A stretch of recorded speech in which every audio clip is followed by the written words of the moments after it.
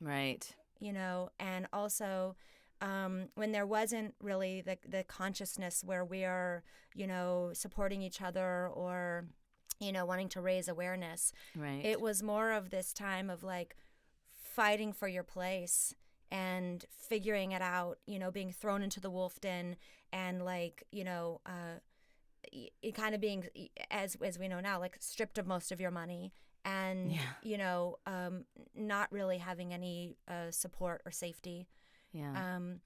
And finding a way to rise above that anyway. Right. Yeah.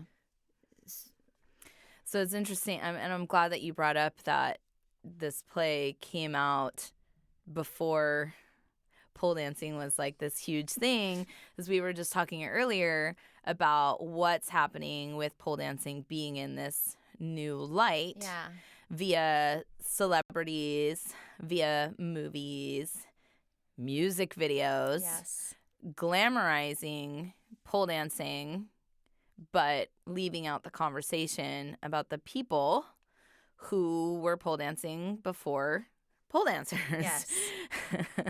And it's just like sometimes it's the small things, and I, as I was saying to you earlier, I haven't worked in the clubs for a while, but it's still pole dancing and expressing myself through that with the grit that I carry from that time is still in my life. Right.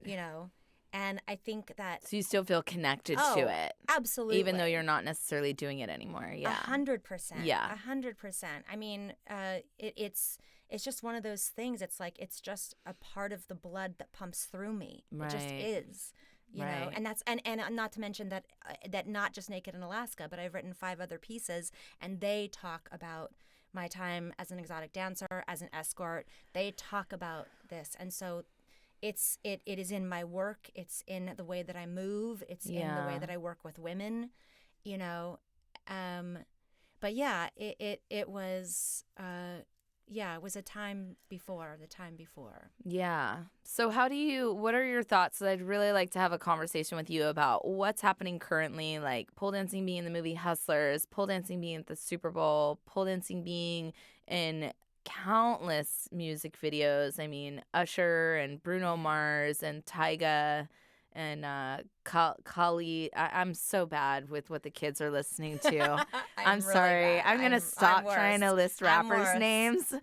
I'm so sorry. I like the old school rappers like Tupac and Biggie and Outkast.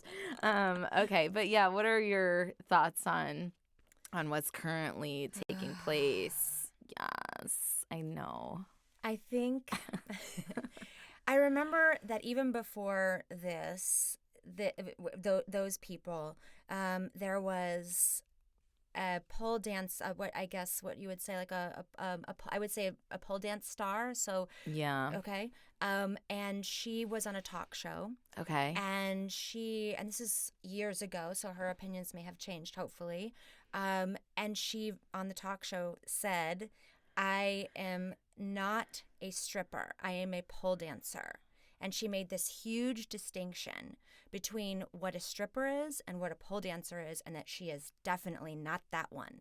And it was as if being a stripper or someone who works in sex or is a sex worker is somehow less than a pole dancer. Yeah. And I responded to, and then it went on to YouTube, and I responded to it, and I just remember feeling like fucking fiery flames coming up in me, because I felt like every single move that I see out there, I saw from the girls that I worked with in Tijuana, in Alaska, in Arizona, in Hawaii, in Vegas, in Los Angeles, back in 1997. And if I saw that, then I know that they had probably seen somebody doing that before them. Yeah. You know what I mean? And then all of a sudden it was like there are these pole stars that are wonderful athletes, but they're claiming as if they created these things and this way of moving. And I'm sure that there are some that but yeah, they're not claiming that they made the moves. The ones that claim that they're not a stripper and really draw that hard line in the sand, they're claiming that pole dancing began in the 12th and 15th century with Chinese men in China and Indian men in India, and they're all dead now. And we owe pole dancing to them. Yes, I read about that in the Fistful of Steel. Oh, thanks. Yes. That's the movie that I'm making, that I'm working Yes. really hard on making. That's taking forever to make. Yes, I know. But I think the other thing is that separation. However I heard her speak about it, she was making a clear distinction that one was better and one was less. Yeah. One was more and one was less. Right. And I felt like the other thing that's happening that we talked about is that you have, Jennifer Lopez Yes. doing this stuff at Super Bowl, and you have her, shining in this light. And as we were talking about, she's not actually talking about any of the real stuff that's happening. Right. Yeah. And the real stuff that's happening is pole dancer, regardless of sex worker or stripper, pole dancers, especially in the summer of 2019, were blocked, deleted, banned, shadow banned, denied any type of position on the exploration page, denied advertisements, losing business, losing engagement, freaking out, losing their minds. Pole dancers all over the world, summer 2019. That was not that long ago. It's February 2020 right now. And then not to mention what's happening to sex workers on a regular basis, where ever since the signing of FOSTA and SESTA, sex workers and strippers are constantly being fucked with, deleted, being shit on by plenty of trolls, and also sometimes being shit on by the pole dance community in some ways, and violations at work, labor law violations, constant abuses at work, death rate gone up since the signing of FOSTA SESTA, and that's not being talked about. You're taking this pole dance activity and you're glamorizing it on these massive worldwide stages, and you're not using your voice to talk about the issue. That's like buying a sponges made of walnuts. Those are the types of sponges I buy. So they're recyclable. It's like buying those, and just because you think they're cute. Yeah. Because my sponges are all white and they're made of walnuts and they're really cute sponges. I don't buy the sponge because it's cute. Right. I buy it because it's good for the planet. Mm-hmm. So are you going to do pole dancing because it's cute? Or are you going to do it because you want to create a message to empower more women that are constantly being exploited and fucked with? Right. Exactly. And all I want is for them to stand up and say something. It's just use their very, very loud, powerful voice. That's all I'm asking. And it could make a huge difference. I mean, it could bring just like a paragraph of speaking. Yeah. Just like a paragraph in an article interview. Or an Instagram post. I mean, it takes the smallest of things mean everything. Yeah. The smallest of things mean everything. Yeah. It could change the consciousness and the awareness that's not being brought right now. Right. Yeah. So I mean, I think that, in my own way, so with Naked in Alaska and the other work that I've created, it's not looking at that, but what it is looking at is how how we are human beings. Yeah. How we are human beings, and the customers are human beings. Yeah. And the dancers are human beings.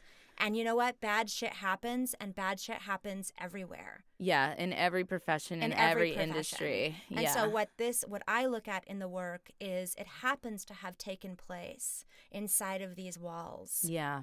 And maybe as a result of that, they were highlighted a bit more. It was a bit more extreme because of the nature of what takes place inside of there. But also in that extremeness is the extreme compassion, extreme empathy. Yes. Right? Absolutely. Extreme of my heart being ripped open, both in dark and light, and learning how to stand inside of that. Yeah. Learning how to stand inside of that so that I can be who I am today. And had I had a chance to do it all over again, I would have done it all over again in an instant. 100%. In an Same instant. seats. Yeah, I danced for almost 18 years, and it was That's the best thing I ever did for my life. Yes. Yeah. So tell us what you're doing now. Okay. So what I'm doing now, what I've been doing in the last couple of years, is working with women, helping them to tell their helping them to tell their wholehearted story from the inside out and bring it to the stage. And I've also been creating workshops for women. And those workshops have to do with really stepping into our bodies fearlessly. And, we were talking about a minute ago, and we were talking about those customers in the club and how people sometimes don't think that that's a part of dancing. What the word I wanted to use is intimacy. And that's a huge, huge thing that was a thread throughout my experience dancing. And that sense of intimacy and grit is what I bring into my workshops with women. Okay. Because I feel like there is still this kind of tension and separation with one another and againstness. Yeah. And at the end of the day, I think it's a fear of intimacy and vulnerability. Yeah. And really letting down what I call our devil fences that we hold up to each other that we don't need to have. Right. Because actually that's what takes our power. That's what actually strips us of what our power really has the potential of being. Yeah. And so I'm trying to develop these workshops for women and these ways of working one-on-one, where we can start to see that when one of us shines, all of us shine. Yeah. And when one of us is being sensual and is standing in her body, that can encourage the other one to be sensual and stand in her body. And how about we just all come together and start doing that more and more? Yeah. Yeah. For ourselves, for each other. Right. I love that. And how that can then transcend out when we're walking on the street. Yeah. And how we go about our day. Yeah. That's beautiful. It's a beautiful vision. Yeah. Yeah. And that's how you live your life. That's how I live my life. Yeah. And so you help other people with their plays as well. You produced Dear Woman with Megan Rippey. Mm-hmm. Yeah. Yeah. She's wonderful. Dear Woman is great. It's a wonderful show. And it's her experience of exotic dancing, looking through it through the lens of kind of like a dark fairy tale. Yes.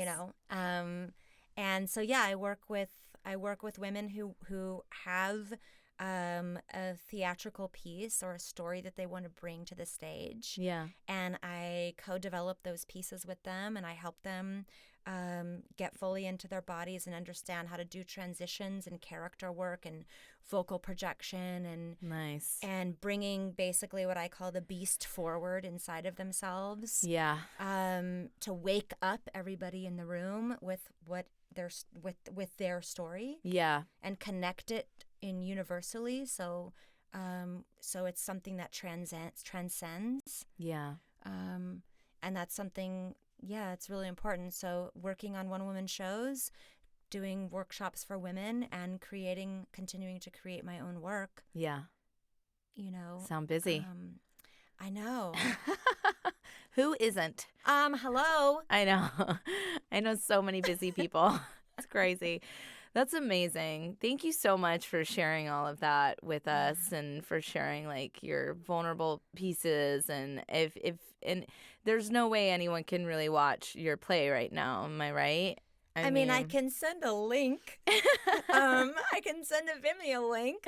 I actually have been asked last year and this year to do the show, and it's been have it produced. And I don't know, but my body has been asking me if I could just give it a break because I've performed it 65 times. Oh my gosh. And it's around the world. An hour and a half long, right? It's basically a feature. Yeah. And you're the only person acting in it. No, and I'm pole kidding. dancing 65 times. 65 times in different countries, and some of them they didn't speak English, and it was still transcended. The message was still transcended because it's a physical piece. Yeah. I miss the show. I want to do it again, but I have to figure out what is this kind of, Yeah. If an opportunity came that was like, girl, okay, you can't refuse this. Yeah. I would definitely do it, but right now I think I've really been tending to these other things. Okay. I hear you. Yeah. I hear you. Yeah, 65 times is a lot. I know. Yeah.